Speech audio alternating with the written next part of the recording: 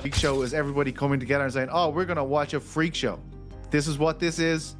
We know what this is. It is absolutely mental, what we're going to watch here. Size different than because he views Jake Paul as a decent boxer. This is not the first time that someone has come out and said this. We've heard Terrence Bud Crawford come out and say that because of the size difference, Tank won't be able to hurt Jake Paul, and that Jake Paul could probably knock him out with one punch. Floyd Mayweather reportedly stormed the stage during the Jake Paul vs. Gervonta Davis press conference and issued a heated warning to Jake. The event quickly turned intense as both camps exchanged sharp words. The confrontation underscored just how serious tensions have become between the two sides ahead of the highly anticipated showdown. Just showing up. Honestly, yeah, I'm gonna knock him out. You know, he has a lot of flaws in his defense, and I'm gonna expose him. You know, look what a 135 Lamont Roach did to him, and it's just gonna be so much fun for me. I'm so glad that God gave me this moment. I'm Gervonta Tank Davis's. Many critics have dismissed the Jake Paul vs. Gervonta Davis matchup as unnecessary, more spectacle than sport. However, not everyone shares that opinion. Ariel Helwani offered a contrasting perspective, noting that MMA fans often celebrate experimental matchups, finding them exciting and entertaining.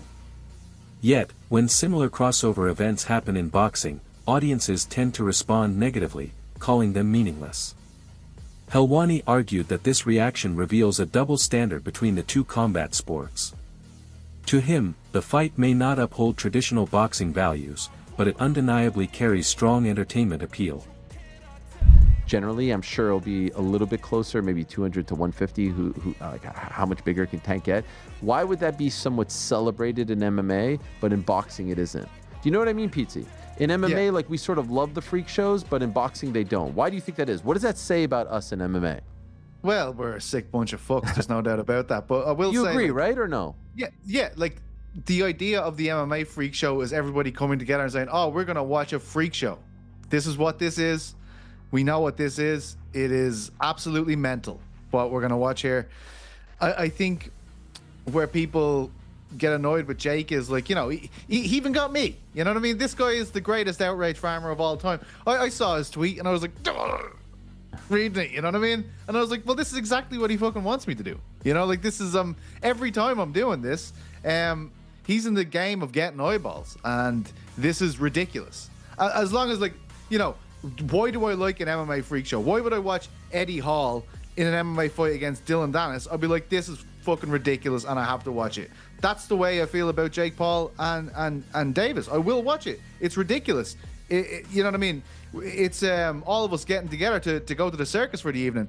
I think the reason why there's pushback against it when Jake does it is because Jake, and obviously tactfully, is going like, what are you talking about? This guy's a world champion. I took out Mike Tyson. He's a world champion. And then I'm going to take out Canelo and stuff like this. Like he's winding us up. He's not agreeing to the stipulation that we're all agreeing on, which is this is a freak show. This is absolutely mental. As long as we can agree with that, we can all enjoy it collectively. But do you not think he does agree to that? Do you not think he knows what this is? No, I do. Floyd Mayweather also shared his thoughts on the fight between Jake Paul and Gervonta Davis. He acknowledged that while the Paul brothers are doing things people don't understand, they should be free to do what they want. Still, Mayweather pointed out that Jake's boxing skills have never truly been tested. He emphasized that Paul has yet to face a fighter with real experience or elite ability, someone who truly represents what professional boxing stands for. But, like I said before, they know what they're doing. Both brothers. Logan as well as Jake, they know what they're doing, so they're doing what they got. The upcoming matchup between Gervonta Davis and Jake Paul has divided both fans and boxing analysts. To many, the fight feels misplaced, a contest that doesn't reflect the spirit of professional boxing. The reactions have been especially strong among longtime fans of Davis, who see this as a step backward for a fighter known for his knockout power and dedication to the sport. The criticism isn't only about Jake Paul's background as a YouTuber, but also about the idea that a champion like Davis would even entertain such an exhibition. For purists, the fight blurs the line between serious competition and celebrity spectacle. I can't believe people think that Tank ain't gonna knock out Jake Paul. Like, bruh, I'm gonna tell you exactly how it's gonna go. Jake Paul will go in that ring thinking he has the upper hand, he has the reach, he has the weight, and he gonna go in there confident. Yeah, he might stun Tank a little bit, but I'm gonna tell you, he gonna underestimate Tank. That's exactly what's about to happen. He's gonna underestimate him and his size, and he gonna get crushed. I think this right here is what's gonna end Jake Paul's boxing career. I think that Jake Paul, when you sit here and think about it, the people he fought, I'm not saying they wasn't real fighters, but they just not no Tank Davis. Buddy, I'm telling you, I don't think this is scripted. I think, yes, this is for money, but I think it's like, hey, at your own cost, go in that ring. Y'all know the weight difference. What's going to happen is what's going to happen at the end of the day. I think Tank really go, hey, drop him. He ain't going to understand. Jake Paul ain't understand how, but he's about to see it. And on some real stuff, I think Tank setting Jake Paul up. I remember when Jake Paul went up against Tyson, he said, you need to fight me. Like, I want to get in the ring with Jake Paul. He disrespected the boxing world by getting in the ring with Tyson and embarrassing him. And, you know, Tank really messed with Tyson.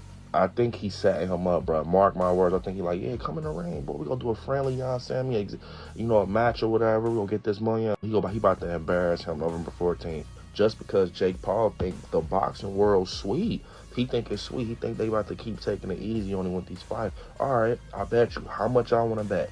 Tank is setting him up. He's gonna literally do him so bad just to make an example out of it. This fight has been surrounded by unusual controversies that make it difficult for some fans to take it seriously. One notable moment involved Shakur Stevenson, who reportedly sparred with Jake Paul. After the news surfaced, many fans criticized Stevenson for seemingly supporting a matchup they already disapproved of.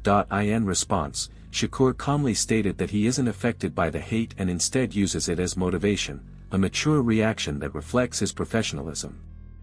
Still, the fact that even unrelated boxers are being drawn into the debate highlights just how polarizing this event has become. Many fans seem more focused on social media drama than the actual sporting value of the fight itself. Right? When Turkey was doing all that, like, I don't want no boring Tom and Jerry fights, he came out with a Tom and Jerry hat. And then he fought in a style that is not sustainable for him. And it's not, again, for me, it's not sustainable because fighting like that, if you do that with the wrong one, you'll lose. If you fight how you fight, okay, it's going to be harder to win. But you're putting your own self on the chopping block, trying to appease the crowd or not be Tom and Jerry. It's not sustainable. And even in the Zepeda fight, he got rocked back with a jab and fell into the ropes like that. So you could say I wasn't hurt and all that, but it's still a bad look. It's a bad look. People always talk about Tank, the knee, hair grease thing, but what about Shakur getting rocked into the ropes from a Zepeda jab? Even if you were off balance, you're supposed to be light years ahead of Zepeda skillfully. So to me, that still looks really bad. Like, I watched 50 fights from Floyd Mayweather, and he's fighting way better than Zepeda level. And Canelo and these guys, they're not punching him into the ropes and he's staggering back. The optics of it look bad. So back to it, Shakur, I feel like he's trying so hard to look unbothered, but he always replies to it so you could tell he's bothered. He's like, man, I got him so mad at me. And I personally, I don't prefer that when people do that. Like, for example, Shakur's like, man, I got him tuned in and thanks for the support. Bro, they're not really supporting you. They're all the comments underneath you saying whatever you said about I get to pick Jake Paul's brain and work with him and all that. Most of them were negative.